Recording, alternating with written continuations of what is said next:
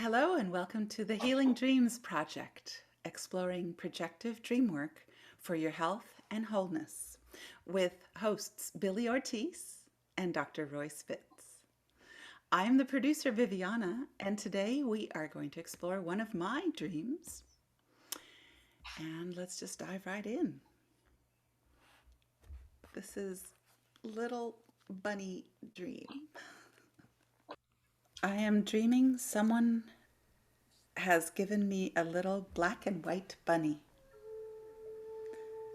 I put it in my car, and when I go to pick it up, I find some things from the band room. I was clearing out my locker. When I go back to the car, I pet my little bunny. I can see that it might be hungry or need to go to the bathroom. Just then, I see the other passenger door open just a little crack. And in a split second, the little bunny was gone. I run after it. I'm in someone's yard. I find a chicken first. And then I even touch another bunny, but it wasn't my little bunny. Hmm. I feel so sad. And I wake up feeling a huge sense of loss.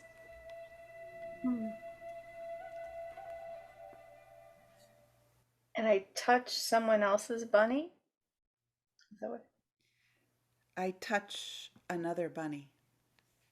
Is that in the other person's yard that I'm in? It's not any person's. This dream reminds me of when I was in Central Park when I used to live in New York City. And I was walking, and then all of a sudden I saw a bunny. Oh, And I thought, well, I need to protect this little bunny. oh. So I go into a restaurant and ask for a box. And I go back and I find the bunny again, and it comes right up to me. Anyway, and then I had a bunny. And But it was that kind of thing. I guess I love bunnies. did you keep it as a pet? I ended up giving it to a friend of mine who had uh, little boys. Uh, was it a wild bunny or? I would imagine it was probably domesticated because it came right up to me. Oh, so like somebody had let it go in the park or I something. would imagine because wild bunnies are much more skittish. Yeah. Yeah. Huh. That's an interesting connection. So did I just remember the memory of that bunny in Central Park just now? Yeah. Yeah. This is sort of a recurring dream for me that the sense of loss, the loss of my former animals, Hmm. and feeling sort of heartbroken. Yeah. So that's why I wanted to bring it because it keeps happening. Mhm. And when I wake up, I feel this deep grief. Yeah. And how does that affect my day? Oh, well, I currently have two cats, and I just dread the day that they will leave the Mhm. planet just because it's almost like having my heart. I have Mhm. two hearts. And when they leave, it's just so sad. Yeah. Oh boy, I understand. I mean, I have, dogs that I still right now, if I think enough about them, I can just cry. And it's, there there's um there's something about that unconditional love that our pets give us that's so unique and so special because it's a nonverbal connection. I mean, I talk to my dogs all the time, but but I mean, I think they understand me, but sometimes they kind of try to talk back like, "Arr, arr." But the thing is that it's an unspoken conditional love that we carry with our pets, and not only do we love them unconditionally, but they love us unconditionally, and we know that no matter what mood we're in, our pets are going to accept us. And that's a big piece of it. And I'm wondering, because, but this feels as though this isn't really reminding me of a specific pet, except the pet the bunny that I picked up in Central Park, which I had for a while, but I ended up adopting it out to someone else. So, and I decided that I couldn't take care of it, or why did I not keep that bunny from the Central Park bunny?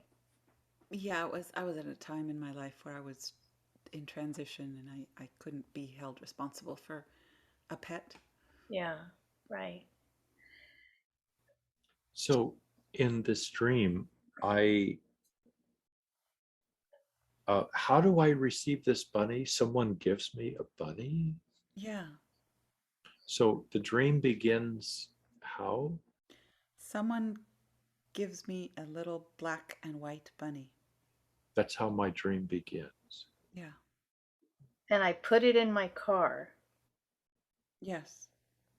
and then, Then I go pick up some things from the band room, yeah, right. which It lets me know that it's me in my teens or maybe 20s. Mm-hmm. oh, so this band room is a waking life memory. It's a, no, it's just that me when I had a band room available to me, I was in my 20s or studying. Right. And I say something about I was clearing out my locker, meaning like it was the end of the school year or Yeah. something. Or, Yeah. yeah. How old do I think I am in the dream? Maybe 18 or 19. So throughout the whole dream, I'm 18 or 19. Yeah. Oh, okay. So that makes a kind of a waking life connection with my memory of Yeah. being in school, studying music, being in a band room, practicing there, and clearing out my locker. Mm-hmm. Yeah, and the clearing out my locker, I had a little bit of a hit with that. Uh, like this is a transition for me. Uh, I'm, Mm-hmm. I'm, something important is ending, and I'm letting go and going to a different location. It's like lockers for me are lockers, where I lock things up. Mm. They're my personal possessions, at least in relation to that physical location. Maybe have textbooks, may have, I don't know, crumbs from sandwiches or something, and may have other things. And it's my locker. And I'm clearing it out, which gives me a sense of grief, like something is over. Mm. Mm-hmm. Yeah. Yeah. It's time to. Definitely, I would have felt that when I was clearing out my locker that there is a sense of sadness there, like this chapter's ending, and yeah. Hmm. It's time to. Do I have any sense of who gives me the bunny? Do I No, see them? Does this bunny just appear in my hands? no, it's the way I wrote it is someone had given me, so it was like that's how the dream starts. I am with this little black and white bunny that someone had gifted to me. So he's little like a baby bunny, like he's not full grown. He Or- seems little, yeah. Because where I live here in the suburbs, but we have a lot of wild bunnies around, and we watch them each year, the whole generations, grow many generations of all the years we've lived here. But I love them when they first come out in the spring, and they're just like this little round fuzzballs, and then you watch them, grow really fast, and then they get kind of like teenage size, and then um, and there's something about them when they're really little, and I watch them in the early morning, and they do these wonderful playful things, and they jump over each other, and it's very, very cute. So there's something about this bunny that makes me think about vulnerability. Bunnies are prey, for we also have a lot of hawks and eagles and owls that come around, and I'm always like, amazed when the little baby bunnies are out in the morning, and I think, oh no, I hope the hawks don't Mm. come around. So there's something about vulnerability, and also this is a story from my waking life. My father used to raise bunnies, Mm. and when I lived in Kentucky, and when he lived here in Colorado. And the other thing I know about little rabbits, especially the babies, they can actually die from fear. They have this thing where they just, either if a predatory animal comes or whatever, they kind of freeze and try to stop moving. And I had the sad responsibility of having to clear out the cage, when the bunnies didn't make it. So for me, there's something about vulnerability, fear, and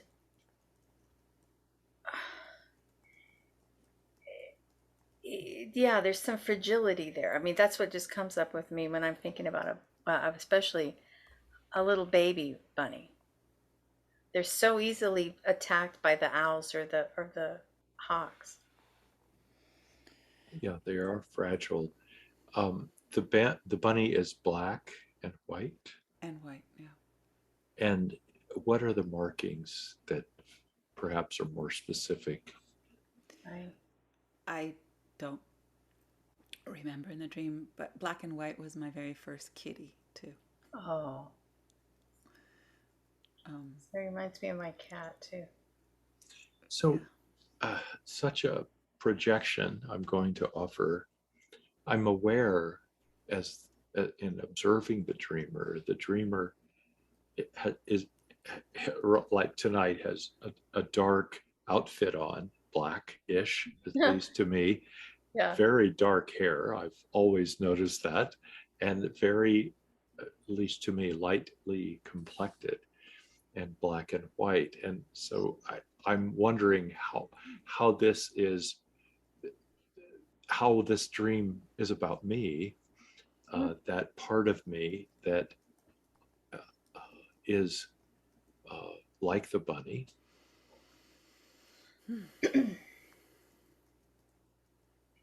I like that. What part of me is Mm. like the bunny? That's something to think about. Yeah, well, mm, I would say often I have felt the sense of loss in my life, or repeatedly, especially in my younger years. Mm. So uh, this is again a dreamer's choice to respond however the dreamer feels ready or wants to. um, I'm in my teens or 20s, and I'm in a transition with some aspect of my life, my studies, my music, and I'm clearing out my locker. And in the waking world, what was my life like in that period of time? Right. Yeah, no, that's a great question. Yeah, there was a lot of insecurity because I was studying music, and music is very competitive, very, and nearly impossible to really make a living out of it. Yet I was putting all my eggs in one basket, and that's what I had decided to aim for. I gave myself a time limit, and if I hadn't made it by the time I was 30, I was going to choose something else. But Mm.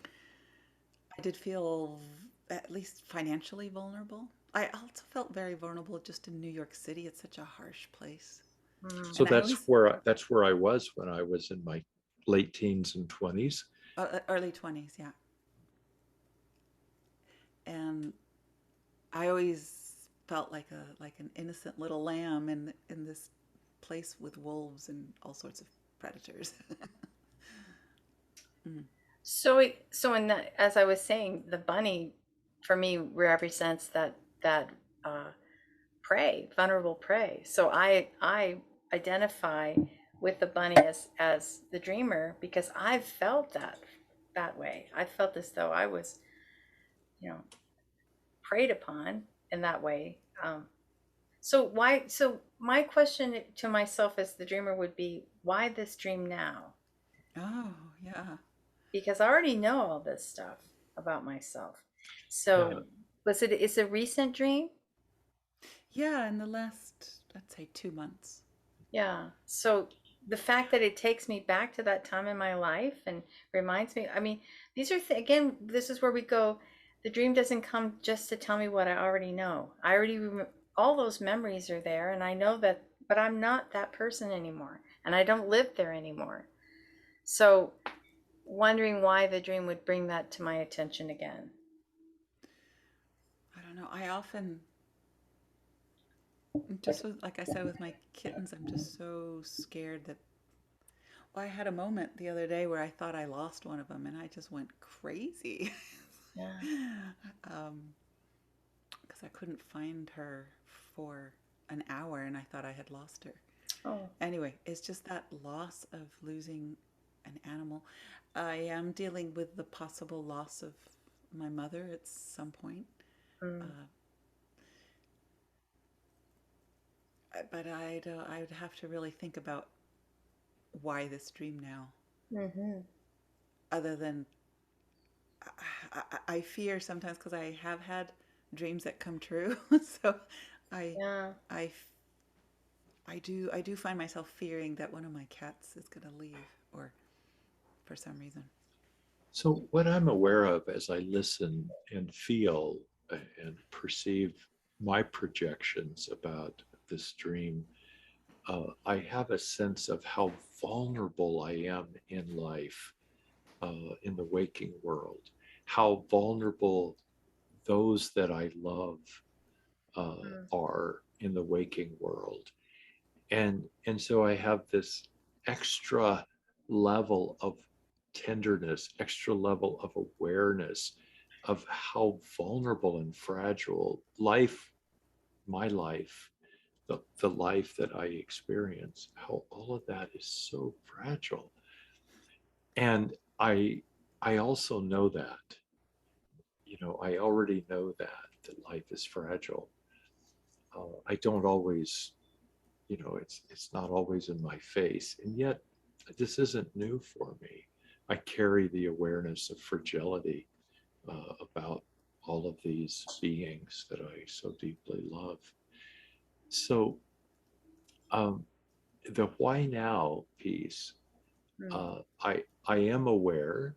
Again, I know this, that my kitties are vulnerable. My mom is vulnerable. Others are vulnerable. I have experienced deep pain and anguish in my own vulnerability. So again, why why now? And I do get anxious. I get afraid that I know that sometimes my dreams come true. Is this a predictive dream? Mm. Is this a memory dream? Are they the same thing? Yeah. Uh, Right. Mm. so if I go with the anxiety, which I do not want to discount, I do hold that up as a possibility. However, it's tempting to only focus on that, and then I become distracted, perhaps from some deeper, more nourishing reasons I have this dream. And Mm. so I'm going to try to explore that. Um, so sometimes when I dream about past, it's not only a memory dream, it's also a way Mm. for me to gauge where I have been and Mm. where I am now and where I'm going.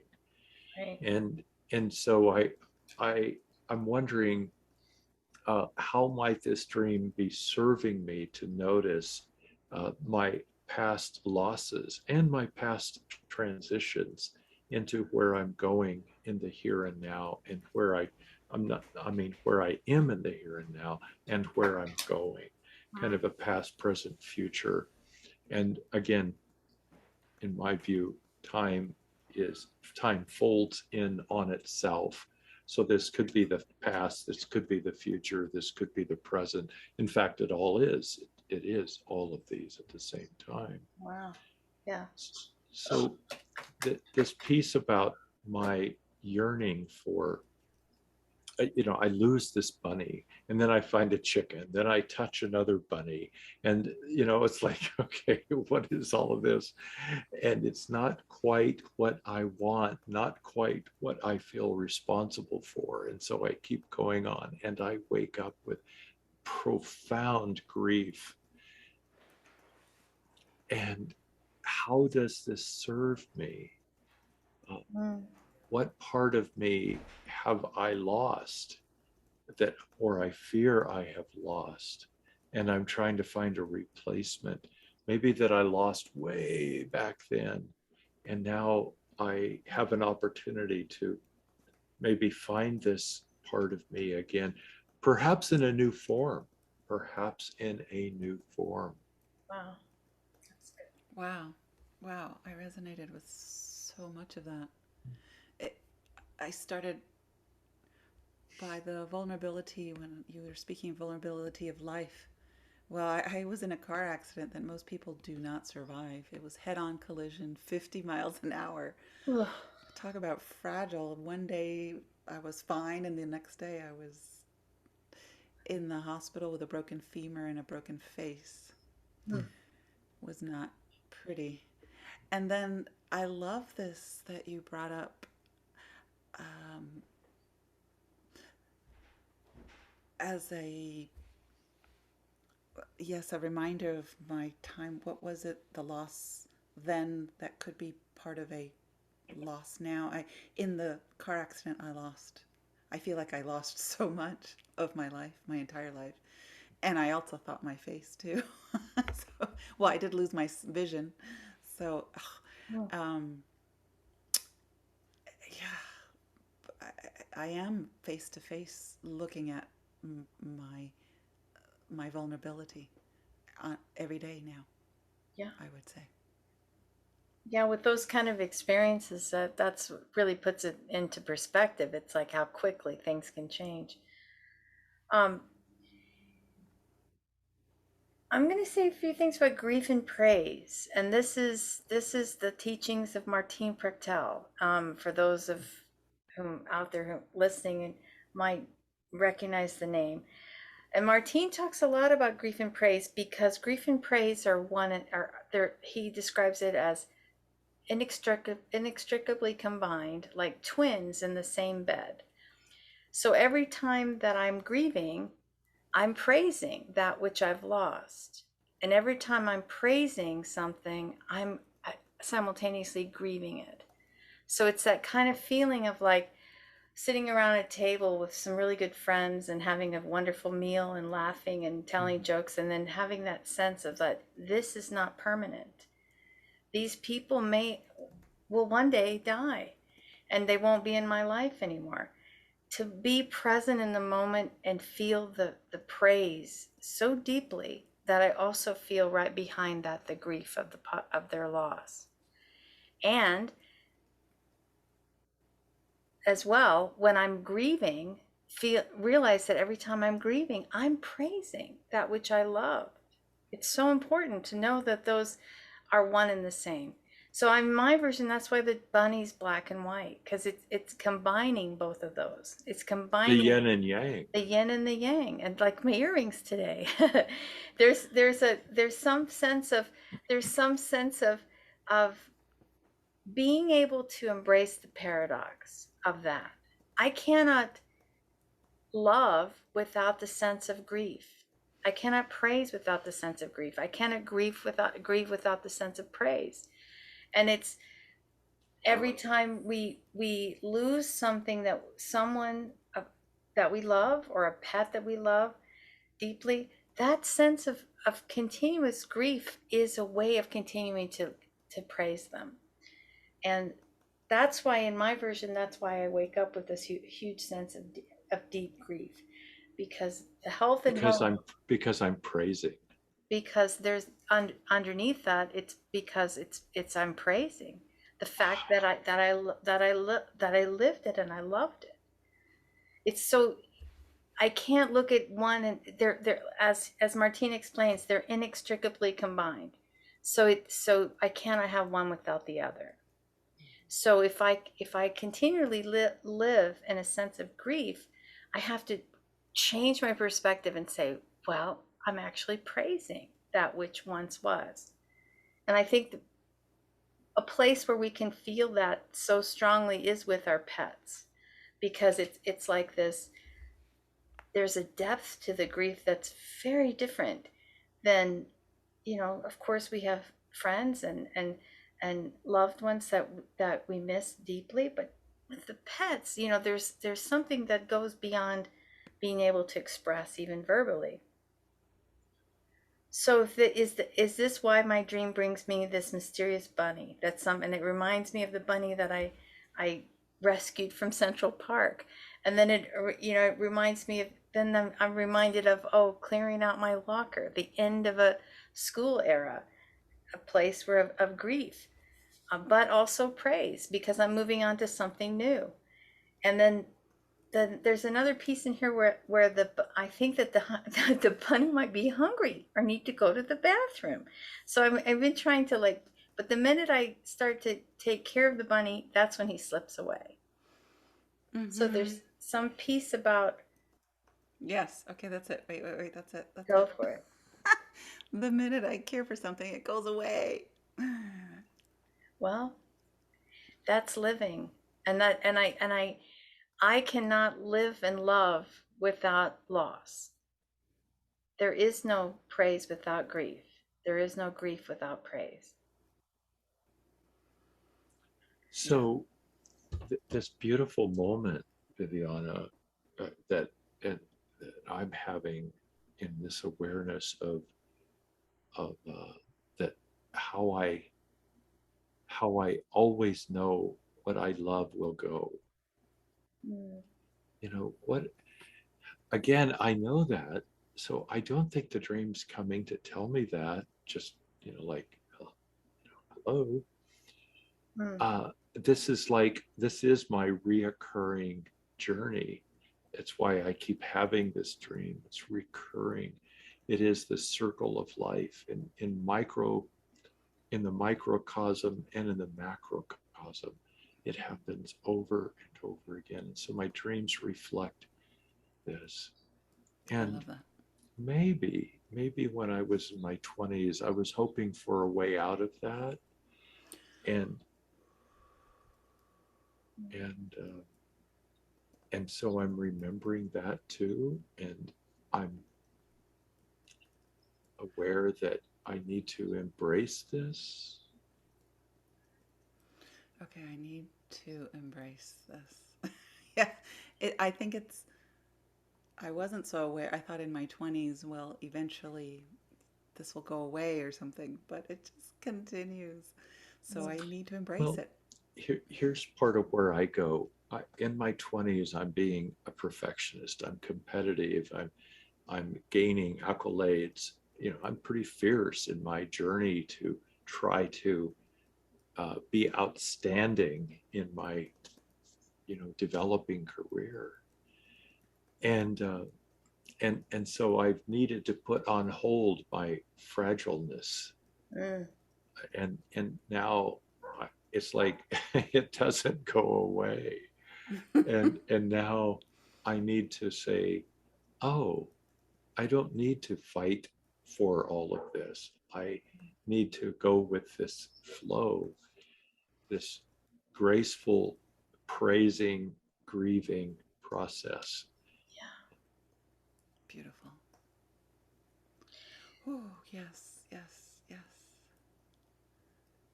I love I'm all that. Is it okay if I keep talking? Yes, of course. So I'm so touched by this absolutely tragic near death experience I had Mm. a couple of years ago. My body was shattered. I Oh, you know what? lost, Sorry to interrupt, but it's June no, 15th. It happened on June 19th, uh, 2020. yeah. So we're coming Ooh. on my 2-year anniversary of my miracle Wow. blessing. Wow. Now Go ahead. that would be why this dream now. Okay, go. Or, Well, but I don't feel the vulnerability of my life as tragic or as bad or hurt. I don't feel any tenderness or pain. It's more with my kitties. Well, And loss of, yes, what a loss, all the losses I've experienced in my life. Whenever I've loved, I almost joke that everything at the grocery store that I love, someday it gets taken away because mm, I don't know. That's that how it is. that happens. This kind of stuff happens to me too. Damn, I really liked that, and they yeah, they like, discontinued it. Yeah. well, and to leap back into another dream of another dreamer, potato chips. Where did they go? Yeah. Yeah, yeah. Okay, so I feel like it's easy for me to project my losses and my fragileness and my anguish about my own, tragedies. I project that onto my kitties as a possibility, and or my mother, and others that. But when I look at myself, it's like, well, I know I've had tragedy, and yet I don't fear that so much. Mm. And yet there's a part of me that wants to say, wait a second, maybe I do fear that, and it's easier to see out there on the Mm. other. And maybe the dream is trying to say, yeah, we're a circle. We are a circle. I need to maybe embrace my own anxieties, my own fears, my own losses, because I really do. I do grieve this part of myself as well as praise this part of Yeah. myself. It's one I'm missing. Yes. Yes. I hear a doggy in the background. He's Is getting. that's my That's. neighbor? Oh, I okay. thought it. I didn't even hear it. Yeah. I don't know what to do. No, Is it's it is usually it I thought my dog barking. No, it's is it fine. is it No, interrupting? it's the threshold guardian. It's what I was saying. They're like he's going like hello, hello. Yes, what is he saying? Like We have to I want to incorporate him. so Okay. with all of this said, it makes me think about, the bunny that I found as the dreamer, the bunny that I found in Central Park, Hmm. and I was able to let it go. I found a better home. I said, okay, I'm not in a position right now to care for this. So I wanted Mm. to, but I want to make sure that it's taken care of and I give it to an appropriate home. I adopt it out. Um, so there's something about that symbolism of being able to let go Mm. in my version of the dream. I willingly sacrificed the Mm. bunny and said, please, live long, bunny, and enjoy your life, but I'm not the one to take care of you right now. So is that why the dream would bring back my memory of the bunny? Because the same kind of thing happens in the dream. I mean, I don't choose it, but it leaves to remind me of how quickly things go sometimes. I'm just reminded of I've been wanting to ask Royce on a farm or a ranch. Does one get attached to the animals, and how does one deal with the death, the inevitable death? Uh, so there's a guardedness and there is an Mm. attachment that is uh, energetically the same. A carefulness to get too attached, and Mm. and sometimes the animal, melts that guardedness, uh, and the other day we talked about paradox in dreams. Mm. It is such a, a paradox of loving and losing, of Mm-hmm. being guarded and also loving anyway, having the guards drop. Mm. So yes, crops are that way. The land itself is that way, Yeah. of watching a flood come and just or a windstorm just change everything. It's like the, the loss, Mm. and then to try to, buck up, and so their grief and losses very much wrapped together. Pets, on the farm, Yeah. 4-H animals become pets, and then we say goodbye. It's like, death is there. Yeah. But again, it's death in the service of life. Yes. That's the thing that we have to remind ourselves. It's death in the service of life. It's not as though mindlessly we're just, slaughtering things. It's like there's a reason for it, that it's to serve, to feed life. So that cycle is, to see it so clearly in front of me in the farm life, and especially when you describe, like, I can imagine, like, imagine the grief of the farmers during the Dust Bowl and all that, when just things just blew away. I mean, you didn't even have a farm anymore. And so there's this sense of being in a situation like that, to where it's right, where it's visible daily, seems to me would be. Yeah. Now, like in this dream, I'm experiencing deeply, I touch this. I feel this bunny. I hunger for its needs to take care of it, and I lose this. And okay, so that's a real personal piece. And Billy, when you were talking about, that's in the sense the idyllic farm life, that Yeah. circle of life.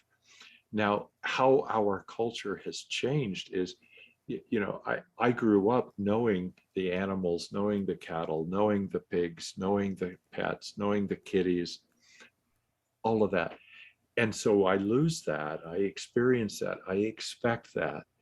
In industrial agriculture, Yeah. it's different. It's like thousands and thousands of cattle are raised. And so there isn't purposeful slaughter, Mhm. whatever that means. Forgive me for using that term, Mhm. that tying the, and so I get detached away from all of that stuff of life.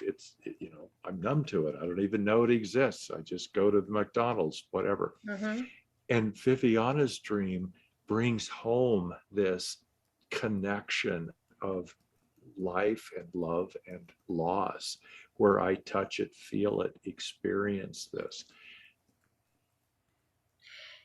Here's where we've entered again the collective layer, if this were my dream, because, I think that, when you mention the industrial farming, it's one of these things that we all unconsciously know is, well, we consciously know it's there, but we push it into the unconscious because we want to go to Safeway and buy the chicken in the nice little wrapped package. And we want to be able to have it abundantly available. And that's only possible with the current way we have structured with the industrial farming. So this brings into all of our awareness that each and every time that we eat food, to remember that, yeah, to bless it, to say, yes, thank you for giving me this food. Thank you. I'm so, you know, I'm praising the fact that this animal gave its life. If I eat meat, there's a lot of people who don't And eat. if I eat plants, I'm Yeah, noticing that sure. this plant has, been sacrificed. Yeah. Right. To just realize that there is that need to in the service of life. That's And beautiful. that's where Parad, that grief and parad, praise comes together again. at the paradox. If as the dreamer of this dream, Viviana, I might change that last line to, I wake up with a huge sense of praise. Oh, I love that, Billy. Thank you. See how much different that feels. Yeah. Yes. I love that too. What a reframe. How, wow. That's beautiful. That just took it home. Whew.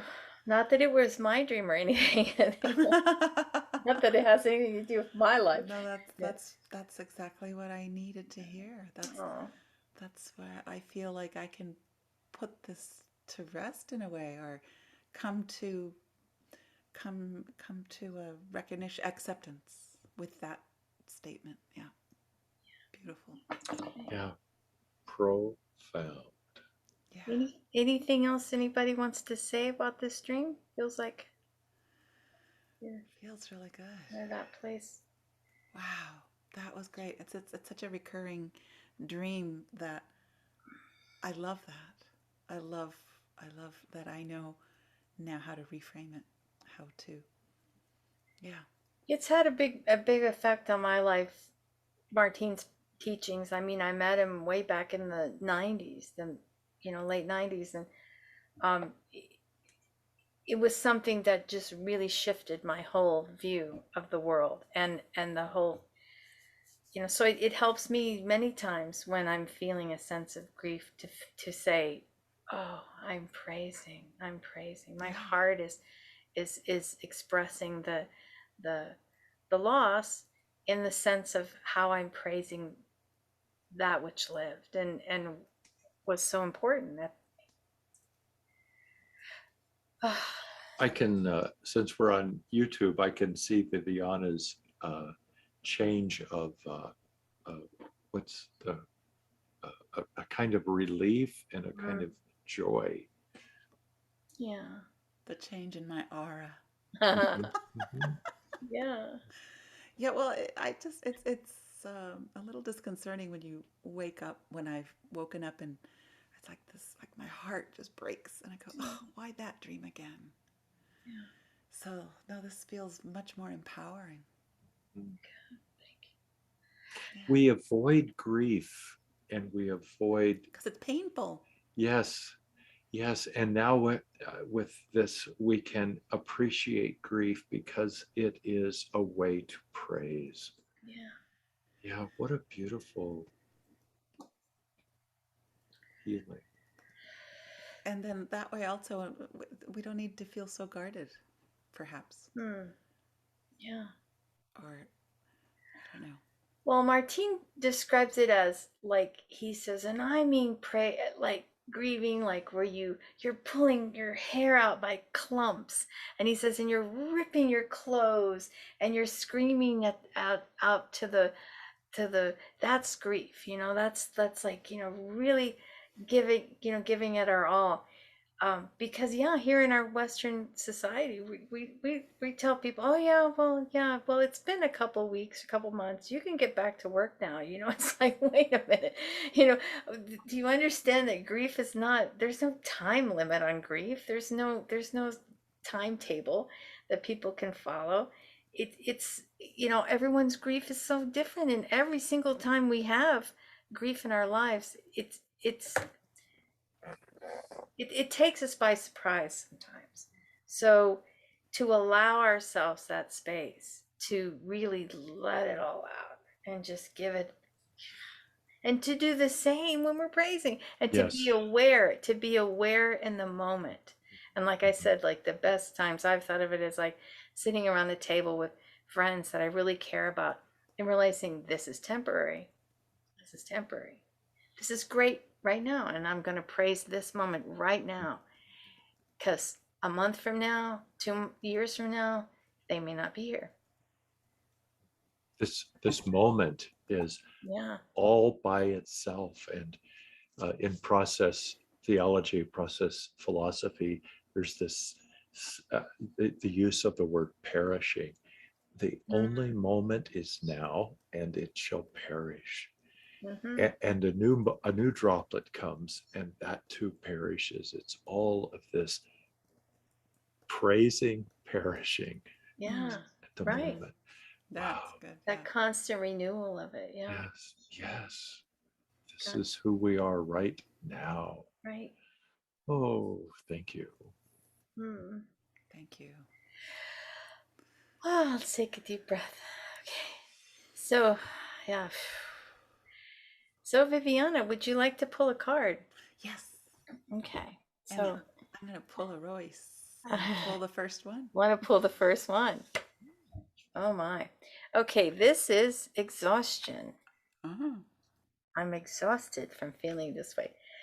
Oh, yeah. It's the Nine of Wands, a Oh, traditional true. that's not a very pretty one. The 9 of fire in this deck. And it, to describe the card, it's a man who just looks like worn out, and he's got a bandana around his head, and his clothes are kind of patched, and then there's this enormous amount of machinery and junk and metal objects that are like a junkyard around, and he just looks utterly exhausted. This So is from the which Osho deck? Osho Zen Tarot. And all right, so we're gonna go 9 of fire, exhaustion. Okay. All right. This is the portrait of one whose whole life energy has been depleted in his efforts to keep fueling the enormous and ridiculous machine of self-importance and productivity. He has been so busy keeping it all together and making sure everything runs smoothly that he's forgotten to really rest. No doubt he can't allow himself to be playful. To abandon his duty for a trip to the beach could mean the whole structure might come tumbling down. The message of this card is not just about being a workaholic, though. It's about all the ways in which we set up safe but unnatural routines for ourselves, and by doing so, keep the chaotic and spontaneous away from our doors. Life isn't a business to be managed, it's a mystery to be lived. It's time to tear up the time card, break out of the factory, and take a little trip into the uncharted. Your work can flow more smoothly from a relaxed state of mind. All right. Thank you. Yes. My dreams can flow more smoothly as I praise instead of grieve. One and the same. Yes. That was fantastic. Thank you so much. Oh, All right. all right. So let's close out this episode. Billie, can you tell us where one can get in touch with you? My website is wakeuptoyourdreams.com. I offer private sessions and groups throughout the month, and I also help people learn how to become dreamworkers through the Rocky Mountain Institute of Projective Dreamwork. And that's all available on my website. Wakeuptoyourdreams.com. And Dr. Fitts, how can someone get in touch with you? At Royce Fitts, FITTS.com. And what we all have experienced today is some form of spiritual counseling and dream work. And spiritual counseling and dream work is hard work. It's And beautiful. we are sometimes dream work in some settings looks like, just a fun parlor kind of game that we do around around cocktails. And it can be beautiful and meaningful that way. What we do is to go into this deep level of exploring the meaning, beauty, and tragedy and difficulties of life, and seek to find healing within that, because this is our paradox. How do we do that? And Viviana's dream, I feel like, is a beautiful example of holding both grief and praise. Beautiful. Oh. RoyceFitts.com, also on TikTok and Instagram. Yeah. Out on the prairie with TikTok. Yeah, I love it. Great posts. If you, the listener, have a dream that you would like us to go over, to project with and together, our dreamer hotline is 720-573-9195. Again, it's 720-573-9195. We would love it if you enjoyed this episode. If you would like and subscribe on YouTube, subscribe on your podcast app, share it with your friends, share your dreams with us. Leave us a message, give us a great review if you enjoyed it as much as we did. Mm. Bringing the process to you of projective dream work. Thank you for listening. Thank you for joining us, and we will see you. All right. Happy dreaming.